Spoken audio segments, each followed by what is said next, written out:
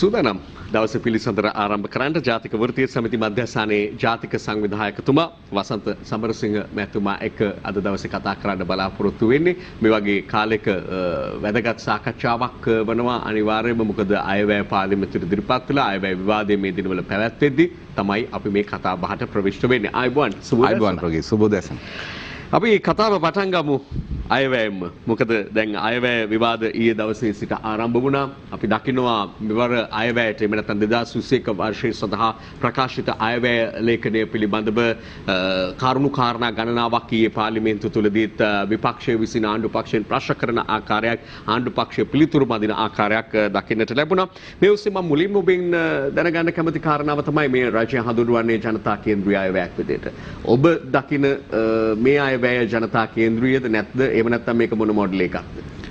ඔබ්‍රගිත් ස්තුතිවන්ත වෙනවා සියත නාලිකාවටත් ඔබටත් අපිට මේ ආරාධනා කිරීම පිළිබඳව මේ ගැන කතා කරන්න. විශේෂයෙන් වෘත්තීය සමිති ව්‍යාපාරයේ පැත්තෙන් ගත්තත් රටේ පොදු මහ ජනතාවගේ පැත්තෙන් හිතලා ගත්තත් ඔබ කියන විදිහට මේ ආණ්ඩුවේ ફોකස් එක හරි. ජනතා කේන්ද්‍රීය තමයි. හැබැයි ජනතා කේන්ද්‍රීය අයවැයක තියෙන්න ඕනේ ගුණය නෙමෙයි මේකේ තියෙන්නේ. ජනතා කේන්ද්‍ර කරගත් සූරාකෑම තියෙන්නේ. මම ඊටාම කෙටියෙන් ඒ ගැන කිව්වොත් එහෙම මේ අයවැය එකක් නෙමෙයි දෙකක් නේ ප්‍රගීත්. ඒ කියන්නේ 2020 අයවැය සම්මත වුණා. රටේ ජනතාවට මේක මේ හාන් කවින්සියක් තියෙනවද කියලා මම දන්නේ නැහැ. මොකද මේ දෙවෙනි 2021 අයවැය තමයි දැන් අපි මේ කතා කරන්නේ. ඔව්. ඒ කියන්නේ 2020 පහුගිය කොවිඩ් තත්ත්වය නිසා අයවැයක් ඉදිරිපත් වුණේ නැහැ. ඒ නිසා පහුගිය දවස්වල මහින්ද රාජපක්ෂ අගමැතිවරයා පාර්ලිමේන්තුවේ මේ අයවැය ඉදිරිපත් කළා. දැන් මේ 2021 අයවැය. එතෙන් ජනතා කේන්ද්‍රීය අයවැයක ජනතාව මුහුණ දීපු ගැටලු විසඳීමට අවශ්‍ය කරන මඟ පෙන්වීම සහිත මෙහෙයුමක් සහිත වැඩපිළිවෙලක් තියෙන්න එපා. විශේෂයෙන් සඳහන් කළොත් කොවිඩ්. අද කොවිඩ් නිසා රැකියා අහිමි වෙච්ච ඉතා විශාල පිරිසක් ඉන්නවා. විශේෂයෙන් ව්‍යාපාර ක්ෂේත්‍රයට ආනයන භාණ්ඩ විකුණලා ජීවත් වෙච්ච ව්‍යාපාරික ක්ෂේත්‍රයට අති විශාල මෝටර රථ, මෝටර් බයිසිකල්, අමතර කොටස්, ඊට පස්සේ ගෘහ උපකරණ මෙහෙම ගත්තාම අති විශාල පිරිසක් ඉන්නවා. අත්‍යවශ්‍ය භාණ්ඩ ගෙන්නන එකක් තියෙනවා යම් ප්‍රමාණයකට. අපි හිතමුකෝ මේක පැත්තක තියලා මේ අය ඉලක්ක කරගත්ත වැඩ පිළිලක් තියෙනවා. ඒතකොට රැකියා හිමි වුවන්ට අදාළ ආර්ථිකය යම් ප්‍රමාණයකට හිර වුණා. ආර්ථික වර්ධනය ගත්තොත් එහෙම දැන් වර්ධනයක් නෙමෙයි තියෙන ඍණ තත්ත්වයක්. අපි දෙවෙනි කාර්තුවේ ආර්ථික වර්ධනය ප්‍රකාශයටපත් කරන්නේ නැහැ. මොකද ලෝක ශ්‍රේණිගත කිරීම වලින් අපි තාම පල්ලෙහාට වැටෙනවා. ණය ලබා ගැනීමෙන් අපි අපිව ඩිස්කොලිෆයිඩ් කරනවා. ඒ නිසා ඒක වහගෙන අපි යන්නේ. දැන් දෙවෙනි කාර්තුව හැදුවොත් එහෙම 106ක පමණ ඍණ ආර්ථික වර්ධනයක අපි ඉන්නේ. ඒ කියන්නේ අපි 2019 අවසන් වෙනකොට ඩොලර් බිලියන 85ක පමණ තිබිච්ච අපේ දල ජාතික නිෂ්පාදිතය මේ වෙනකොට 75ට බහැලා තියෙන්නේ. පොඩි එකක් නෙමෙයි මේක. ඒතර මේ දැන් ගණන් හදොත් ඒක ඩොලර් බිලියන 75යි. ඉතින් එහෙම මේ තත්ත්වයන් ගත්තට පස්සේ මේ ආර්ථිකය ඇතුලේ අපි වැටිලා තියෙන තැන ගත්තාම දැන් ආණ්ඩුව ફોකස් කරන ආණ්ඩුව ඉලක්ක කරනවා බිලියන 2000ක විතර වර්ධනයක් ලබන අවුරුදු තුල ආර්ථිකය ඇතුලේ ඇති වෙයි කියලා. දල ජාතික නිෂ්පාදනය බිලියන 15900 ඉඳන් 17900 වගේ වෙනකන් වැඩි වෙයි කියලා ફોකස් කරනවා. ඒතර මේක ඉලක්ක කරගත්ත ආර්ථික වැඩපිළිවෙලක් තියෙන්න ඕනේ. ඒකට කොහොමද කර්මාන්ත ශාස්ත්‍රය, කෘෂි කර්මාන්තය, සේවා ශාස්ත්‍රය මේක එකතු වෙන්නේ. මොකද අපේ රටේ ලොකුම කොටස සේවා ශාස්ත්‍රය. ඊට පස්සේ කර්මාන්ත 7යි 8යි කෘෂි කර්මාන්තේ තියෙන්නේ. ඒ නිසා අපි අවබෝධ කරගන්න ඕනේ දැන් අපේ රටේ කෘෂි කර්මාන්තය සම්බන්ධයෙන් බොහෝ කරුණු කිව්වත් ආර්ථිකයට ඒකෙන් එකතු වෙන්නේ 7යි. කර්මාන්ත ශාස්ත්‍රයෙන් 27යි. 35යි. ඒතකොට මේ ගත්තාම සේවා ශාස්ත්‍රය තමයි 60කට ආසන්න ප්‍රමාණයක් අපේ රටේ තියෙන්නේ. ඒ සේවා ශාස්ත්‍රය තුළ තමයි ලොකුම අර්බුදයක් ඇති වෙලා තියෙන්නේ. රාජ්‍යාංශයත් මේකට එකතු වෙනවා.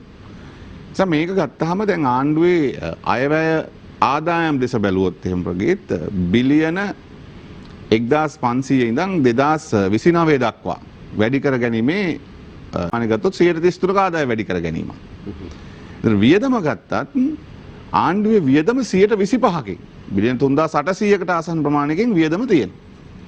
ඒතර මේ අවුරුදු දෙකේම අපිට ණයවල පොලි වාරික ගෙවීම 2020 මේ අවුරුද්දේ බිලියන 866ක් ගවන්න තියෙනවා.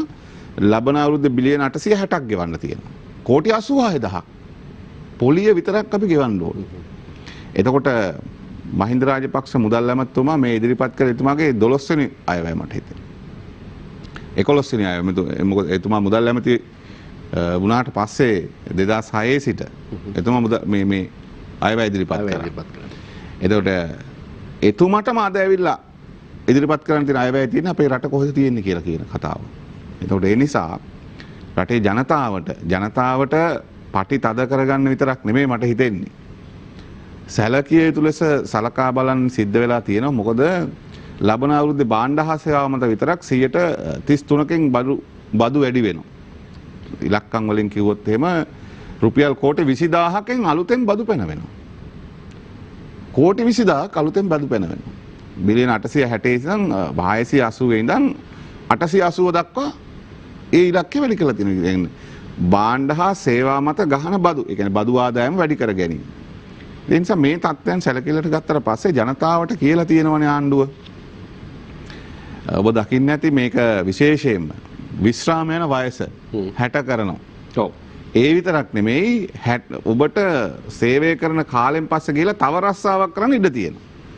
වෘත්තීයමය නොවන රස්සා කරන අයට, ඒ කියන්නේ උදාහරණයක් ගත්තොත් එහෙනම් ප්‍රගීත් ඔබ රජයේ සේවකයෙක් නම් ඔබට පහෙන් පස්සේ ගිහිල්ලා රස්සාවක් කරන්න යන තැනක ඔබ රස්සාවක් කරොත් එහෙම ඔබට EPF ETF ගෙවන්න ඕන.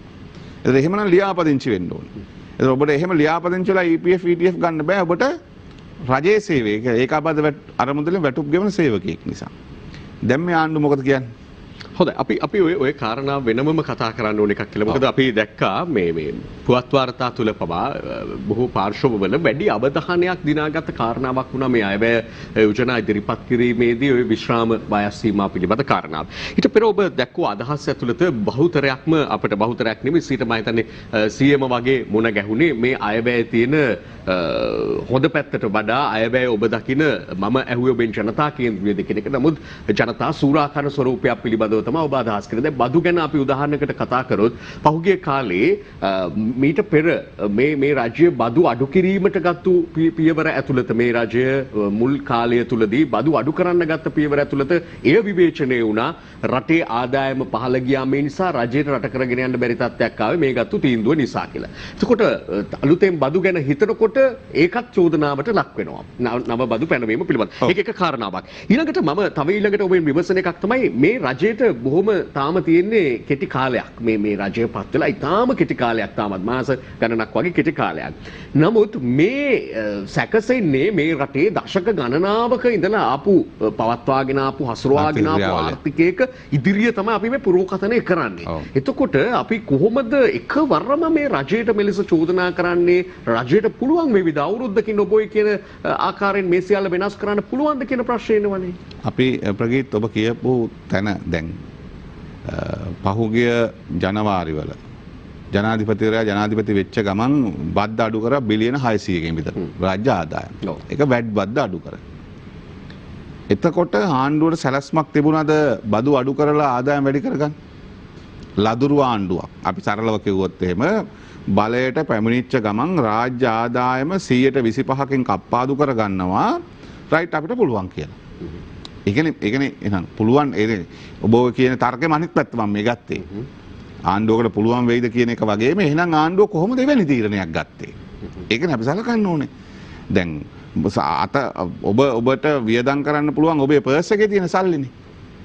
ඔබට මගේ පර්ස් එකේ තියෙන සල්ලි වියදම් කරන්න මගේ අවසර ගන්න ඕනේ. නැත්නම් මගේ ඉල්ල ගන්න ඕනේ. ඒකට ඔබ මම දෙන්න සූදානම්ද කියලා ඔබ දන්නේ නැහැනේ. ඒතර ඔබ පරිස්සම් වෙනවා. මම පරිස්සම් වෙනවා මගේ පර්ස් එකේ තියෙන සල්ලි වියදම් කරන්න. එතකොට මම හෙට පිළිබඳ අදහසක් නැතුව මම අද තියෙන සල්ලි ඔක්කොම වියදම් කරොත් මට මොකද වෙන්නේ? එදා ආණ්ඩුව ගත්තෙත් ඔය තීරණය.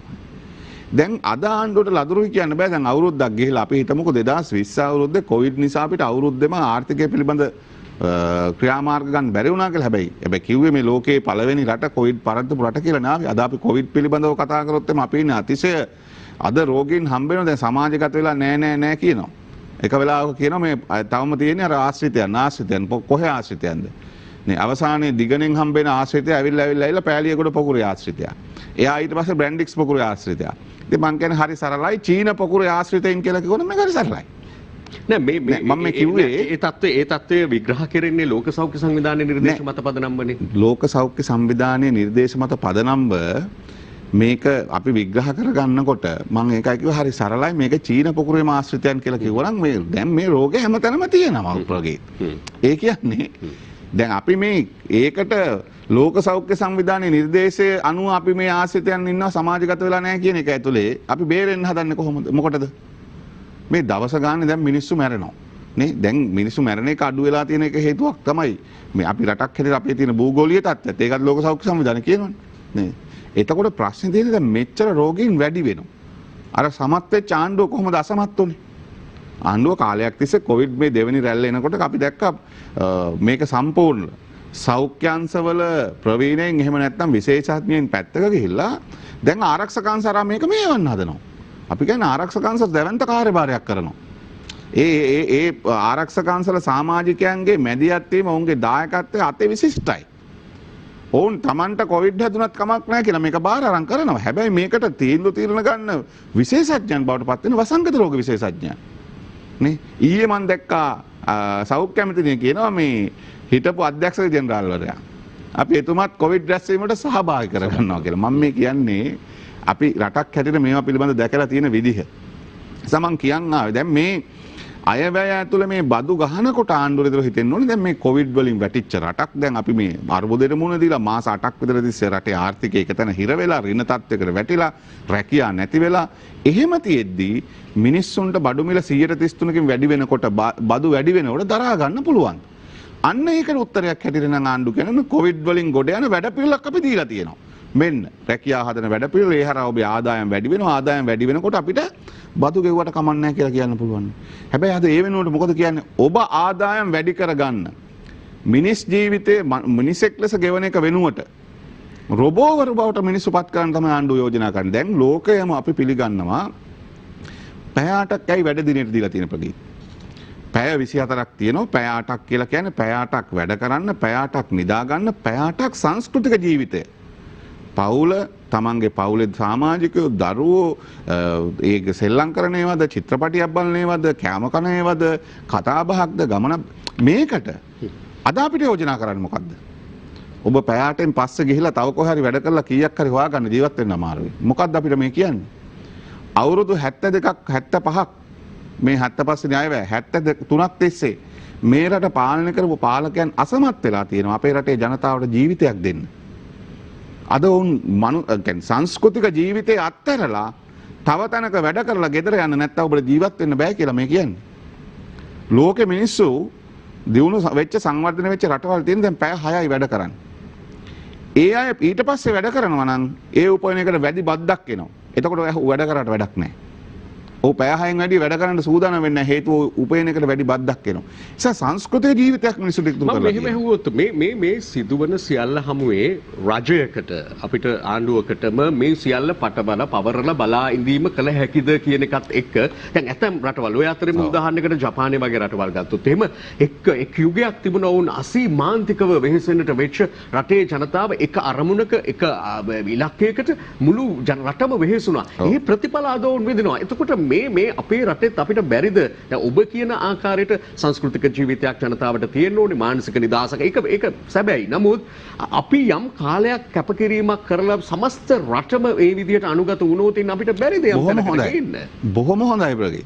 මමත් මේ යෝජනා කරන්නේ මමත් මේ උත්සාහ කරන්නේ මේ කියන්න දැන් මිනිස්සුන්ගේ එතෙන්ට ගේන්න ඕන කරන වැඩපිළිවෙලකෝ මම ඇහුවෙත් ඒක.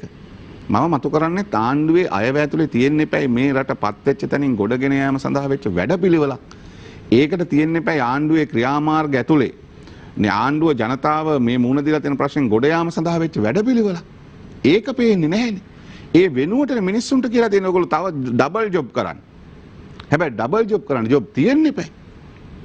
මේ තියෙන ජොබ් අනේක තමයි මම ප්‍රශ්නේ එතන ප්‍රතිදෙන් හොයාගන්න පුළුවන් හොයාගන්න දේවල් තියෙනවා නම් අද අපේ රටේ තරුණ රැකියා විමුක්තිය අවුරුදු 25ට අඩු අවුරුදු 18 25 අතර තරුණ රැකියා විමුක්තිය 134යි.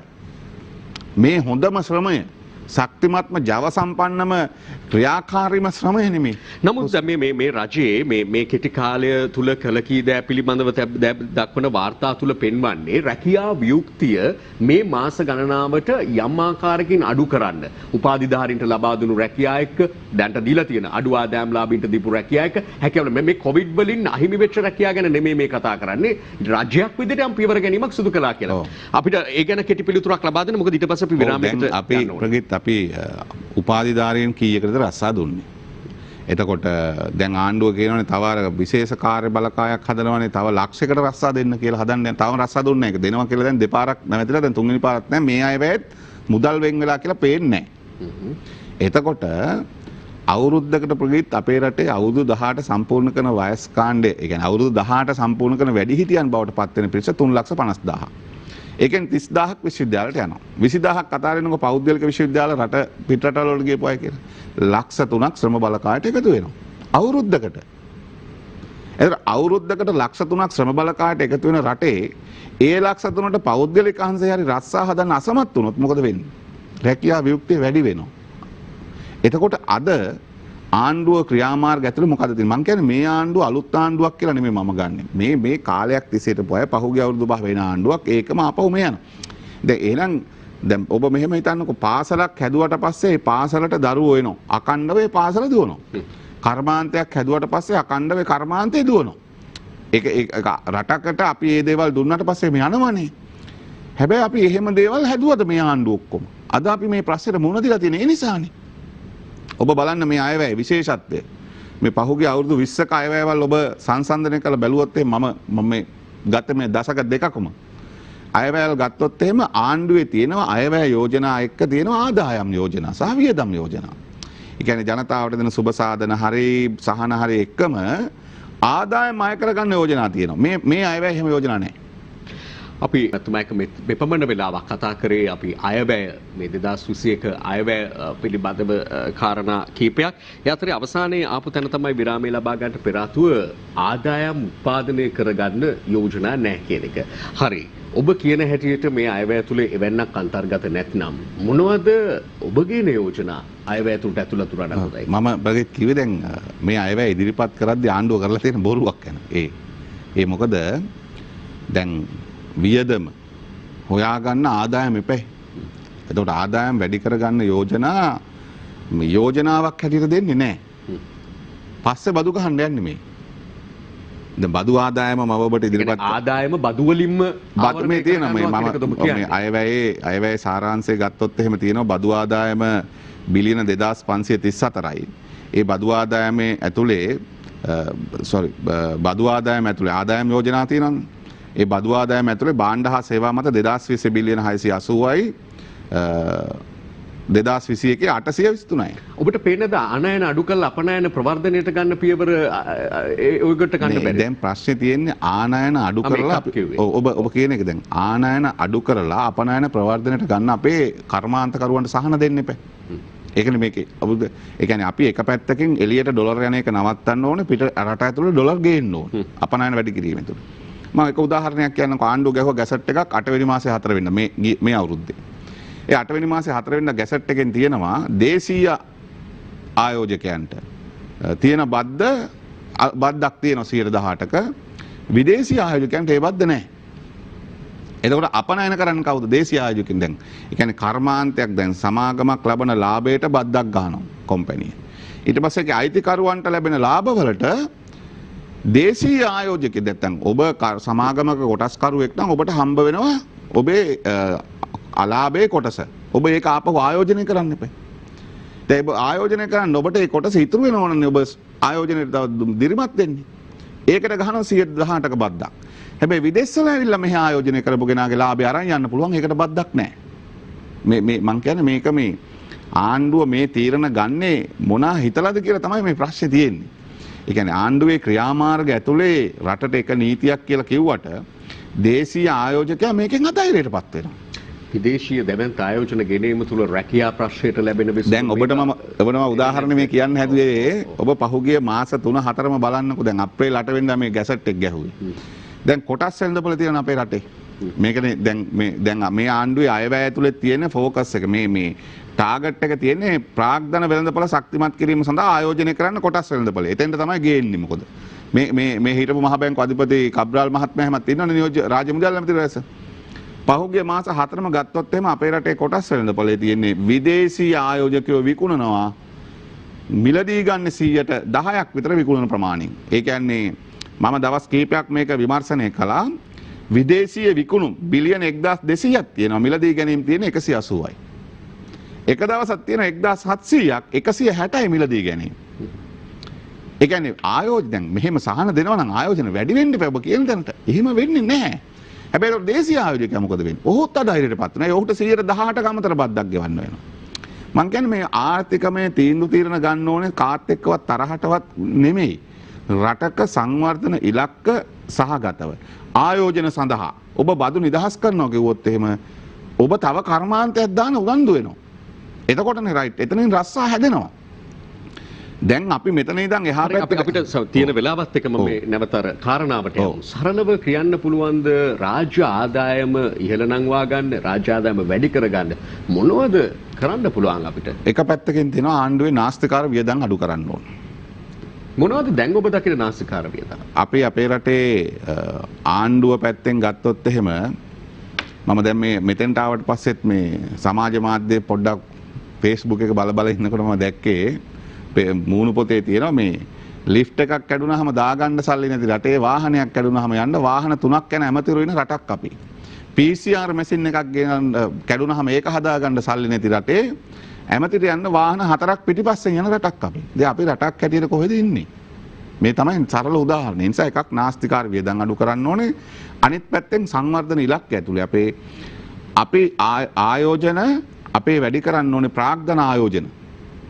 රැකියා ඇති කරන්න, නිෂ්පාදන ඇති කරන්න, කර්මාන්ත ඇති කරන්න. ඒ වගේම අපේ රටේ අධ්‍යාපනය අතිශය තීරණාත්මකයි. දැන් ජනාධිපතිතුමාගේ දැක්මේ තියෙනවනේ ඉදිරි අවුරුදු 5 ඇතුලේ ඩොලර් 2500ක් ඒක පුද්ගල ආදායම වැඩි කරනවා කියලා. 4000 සිට 6500 දක්වා. මොකද්ද කරන්න තියෙන්නේ? මැලේසියාව පහුගිය අවුරුදු 15ක් පමණ ඒ අය මෙතන හිර වෙලා ඉඳලා අධ්‍යාපනයේ පැත්තෙන් එහෙම දැන් මැලේසියාවේ දරුවන්ගෙන් 60%ක් පමණ විශ්වවිද්‍යාල යනවා. අද අපේ රටේ තවත් යන්නේ 5%ක්. ජනාධිපතිතුමා ප්‍රකාශ කරන රැකියා කේන්ද්‍රීය අධ්‍යාපනයක්. ඒක ගේනවා ඉදිරියට කියන එක. ඒක සුබවාදී නැත් එතකොට. නෑ රැකියා කේන්ද්‍රීය නෙමෙයි අධ්‍යාපනය වෙන්න ඕනේ. එහෙමනම් අධ්‍යාපනය කියන්නේ අපි රැකියා කේන්ද්‍රීය අධ්‍යාපනයක් හදන්නේ අපේ රටේ හදන රැකියාව මොනවාද? එහෙම එකක් අපිට නැහැ. ඒ කියන්නේ අපි අධ්‍යාපනයේ ලෝකේ කොහෙද අද තියෙන්නේ? ඒක ලෝකේ දුවන්නේ කොහොමද? ඒකත් එක්ක වැඩ කරන්න පුළුවන් ඒකත් එක්ක ජෙස් වෙන්න පුළුවන් උපාධිධාරියෙක් අපි හදන්න ඕන. වෘත්තීය වේදිකෙක් අපි හදන්න ඕන. එතකොට අපිට අපේ රැකියා කේන්ද්‍ර කරගෙන උපාධිය උගන්වලා හරියන්නේ නැහැ. අපේ රැකියා කියලා නෑ නේද? ජාත්‍යන්තර ඒක දැන් අපිට පේන්නේ ප්‍රගීත් යනවා. ඒක තමයි මේ කරනවා කියන එක කියන්නේ. අපිට දැන් ප්‍රශ්නේ තියෙන ප්‍රගීත් ඒකයි. ජනාධිපතිතුමා එනකොටම කිව්වනේ 2019 උසස් පෙළ සමත් ළමයි විශ්වවිද්‍යාලයට ගන්නකොට 60000ක් ගන්නවා කිව්වා. 60000ක් ගන්නවා කිව්වා. දැන් අධ්‍යාපනයට ගත්තොත් එහෙම සියල්ල එකතු කරලා ප්‍රාග්ධන වියදම් 2021 20ටත් වඩා අඩුයි. කොහොමද ගන්නෙ? දැන් ටවුන් මේ කැම්පස් 10ක් දාන්න පටන් ගන්නවා. ඒක හොඳයි. නේ. හැබැයි වෙන් කර මුදල් ගත්තාම අපිට ප්‍රශ්නයක් තියෙනවා. කොහොමද මේක කරන්නේ කියලා.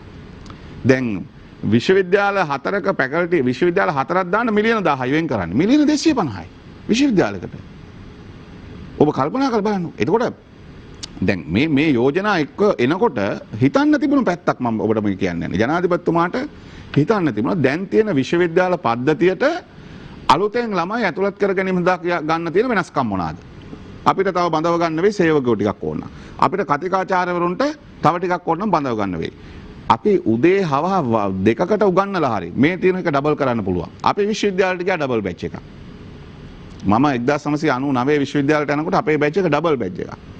එතකොට විශ්වවිද්‍යාලවලට ඒ කැපැසිටි එක තියෙනවා. ඒ විශ්වවිද්‍යාලත් එක්ක කතා කරලා අපි රටක් හැටියට මේ අභියෝගයට මුහුණ දෙන්න ඕනේ. තව අවුරුදු 4ක් යනකොට අපි උපාධිධාරීන් වැඩිපුර එළියට ගන්න ඕනේ. ඒ ගන්න උපාධිධාරීන්ට අපි උගන්වන්න උසස් පෙළ විෂය නිර්දේශ දැන් හදන්න ඕනේ. සයන්ස් කරන නැත්නම් මැත්ස් කරන ටෙක්නික් IT කරන ටෙක් කරන ඒ ළමයි කොමර්ස් කරන ළමයි වැඩි කරන්න ඕනේ. කලා උපාධිධාරීන්ගේ උමනාව අපි අඳුර ගන්න ඕනේ. දැන් අපි 35% විතර ගන්න කලා උපාධිධාරීන්. ඒ අය ඊට පස්සේ රජයේ රස්සා දෙන්නම වෙනවා. හේතුව මොකද අපි එයාට ඉලක්ක කරගත්ත වැඩපිළිවෙලක් නැහැ. ඒ නිසා අපි රටක් දැන් අවුරුද්දක් දෙකක් යනකොට මේ වැඩපිළිවෙලක් එක්කනේ ඡන්දෙට ඉදිරිපත් උනේ. ඒක ඉම්ප්ලිමන්ට් කරා නම් ඒක ක්‍රියාත්මක කරා නම් ඔබ කියන ආකාරයට ඒක හොඳයි. අපිට තියෙන ප්‍රශ්නේ අපි ආණ්ඩුවට කියන්නේ අර කියපු දේවල් කරන්න. ඒක හොඳයි නේද එතකොට?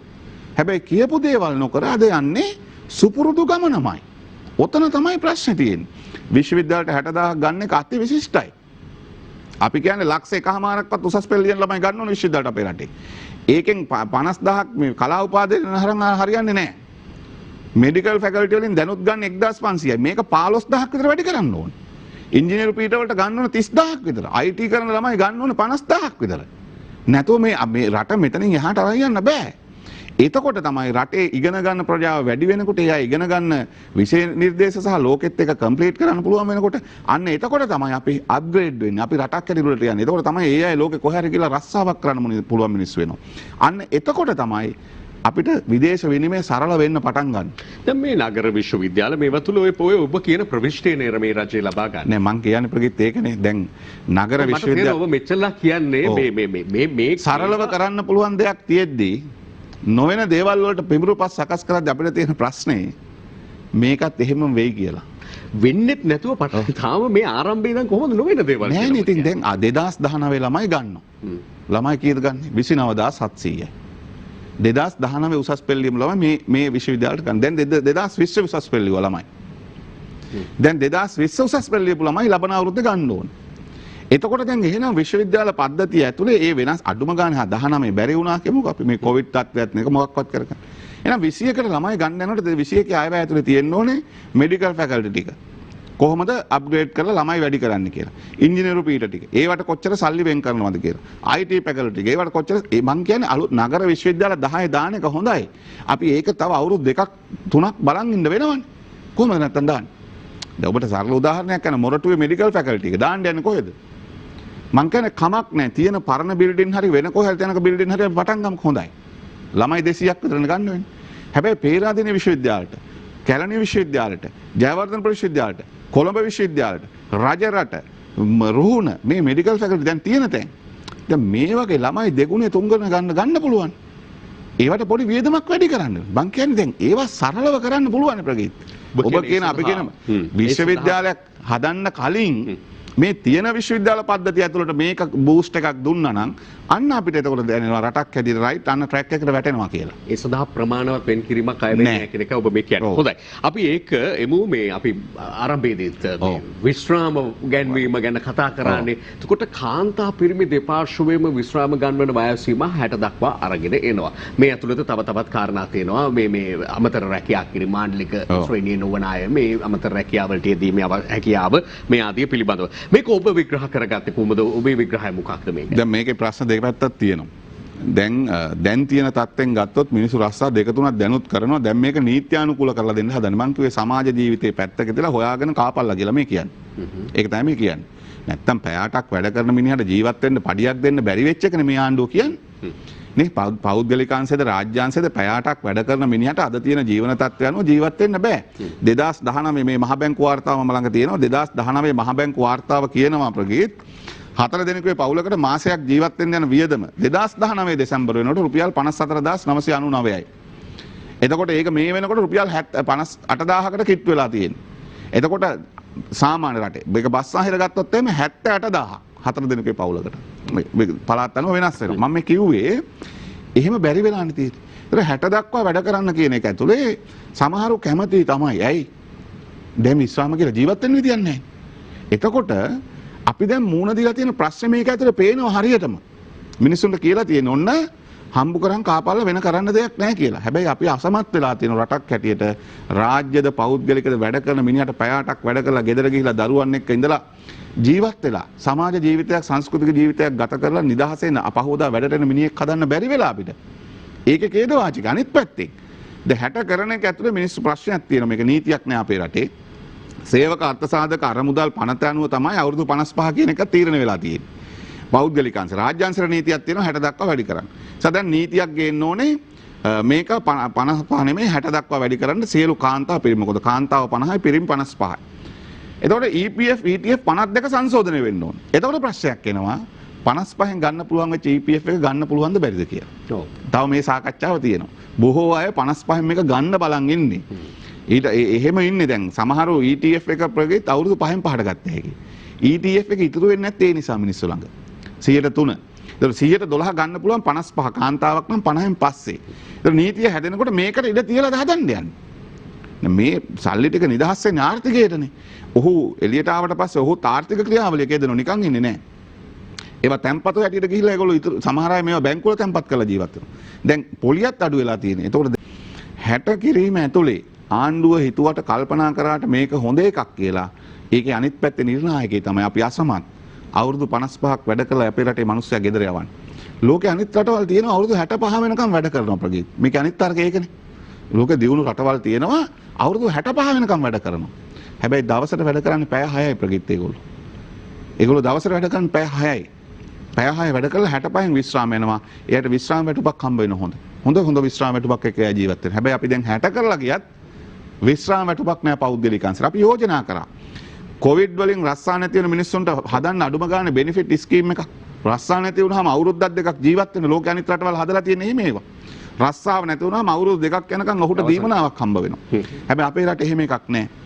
නිසා අපි කියන්නේ ආණ්ඩුව මේ ඉදිරිපත් කළ තියෙන අයවැය ඇතුලේ 55 60 කරන එක ඇතුලේ අපිට කියලා තියෙන්නේ හම්බු කරන් කාපල්ලා කියලා. ඒක ඇතුලේ අනිත් පැත්තෙන් සේවකයා තව දුරටත් නිදහස් වෙන්න හිතන් හිතන රස්සාව කරන එකෙන් ඒක අතහරින්න වෙලා තියෙනවා. අනිත් පැත්තෙන් අපේ රටේ ජනතාවට ජීවත් වෙන්න අවශ්‍ය කරන වඩා හොඳ වටපිටාවක් හදන්න අසමත් වෙච්ච ඒවා තියෙන නිසා අපි ආණ්ඩුවට කියන්නේ ජනාධිපති ගෝඨාභය රාජපක්ෂ මහත්මයා ඉදිරිපත් කරපු වැඩපිළිවෙලේ තියෙන ආර්ථික දැක්මේ තියෙන ඒ යෝජනා ක්‍රියාත්මක කරනවද කියලා බැලුවොත් එහෙම පහුගිය අවුරුද්දේ තියෙන්නේ ක්‍රියාපු යෝජනා වලින් 30%ක්වත් ක්‍රියාත්මක කරන්න සමත් වෙලා නැහැ. ඔක තමයි තියෙන තත්ත්වය. ඒ නිසා අපි කියන්නේ එතෙන්ට උත්සාහ කරමු. විශ්වවිද්‍යාලවලට ළමයි බඳවා ගන්න එක වැඩි කරමු. දේශීය ආයෝජකයන්ට අවශ්‍ය සහන පහසුකම් ලබා දෙමු. විදේශීය ආයෝජන ගෙන්වා ගැනීමට අවශ්‍ය කරන ඉඩ පහසුකම් හදමු. රැකියාව වෙළඳපොළක් හැදෙන්න. එතකොට ඒ වගේම අපි රට ඇතුලේ නාස්තිය දූෂණය වංචාව නවත්තලා විශ්වාසය හදමු. රටකට එක නීතියක් කියලා වචනෙන් කිව්වට හරියන්නේ නැහැ. ගැසට් එක ගහලම විදේශිකයෝ එකෙන් නිදහස් කළ දේශීය ව්‍යාපාරිකයට බද්ධ ගන්නවා නම් ඔහු ආයෝජන අධර්මත් වෙනවා. ඒ නිසා අද අපේ රටේ ජීවත් වෙන මිනිස්සුන්ට 2021 අයවැය කියලා කියන්නේ පටි තද කර ගැනීම විතරක් නෙමෙයි තව පටියක් හොයාගන්න කියලා කියනවා. පුළුවන් නම් ජීවත් වෙන්න බැරි නම් සියදිවි නසා ගන්න කියන තැනට ගෙනලා තියෙන්නේ. සෑහෙන බරපතල තත්ත්වයක් ඔබ පෙන්වන්නේ. අපි බලමු මේ ගැන පාර්ලිමේන්තුවේ වාද විවාද තුලදී කුමන ආකාරයෙන් වෙන්නේ කියලා. මේට සම්පූර්ණ පටහැනි අදහස් ඔබ තුල ජනිත වන්නත් ඇති. මේ සම්බන්ධව සම්පූර්ණයෙන්ම වාද විවාදෙට තුරු දෙන කාරණා ගණනාවක් කියවුණ අදහසක් කිව්ව ඇතුලේ අපිට වෙලාව නැහැ මේ ගැන තවදුරටත් කතා බහ කරගෙන ඉදිරියට යන්න. නමුත් නැවත දවසක හමු වුණ වෙලාවක මේ ගැන කතා කරන්න බලාපොරොත්තු වෙනවා. සහ ඔබ කියු කාරණාවල අනිත් පැත්ත අපි මෙතනටම මේ සාකච්ඡාවටම පිළිසඳරට එන රජය නියෝජිත එක්ක නාඩු පක්ෂීය මන්ත්‍රීවරුන්ගෙන් විමසනවා. ඒක තමයි ස්වභාවය. ඒ තුළ අපිව බලන ප්‍රේක්ෂකයින්ට සැබෑ තත්ත්වය මොකක්ද ඔබ වටහා ගන්න කියන එක පිළිබඳව තීන්දුවක් ගන්න පුළුවන්. බොහොම ස්තුතියි ඔබතුමාගේ මේ සහභාගීත්වය සහ මේ අදහස් දැක්වීම පිළිබඳව බොහොම පැහැදිලි අදහස් දැක්වීමක් තිබුණා ඒ තුළ. නැවත වතාවක් අපි මුණ ගැහමු. බොහොම ස්තුතියි. අපි එමනම් සමු ගන්නවා යලිත් හෙට හමු වෙන බලාපොරොත්තුවෙන් එතෙක් ඔබට සුබදායි දවසක් වේවා. දිනපතා අලුත් වීඩියෝ සහ ප්‍රවෘත්ති නැරඹීමට ඉහත බටන් එක ක්ලික් කර සියත TV සබ්ස්ක්‍රයිබ් කරන්න.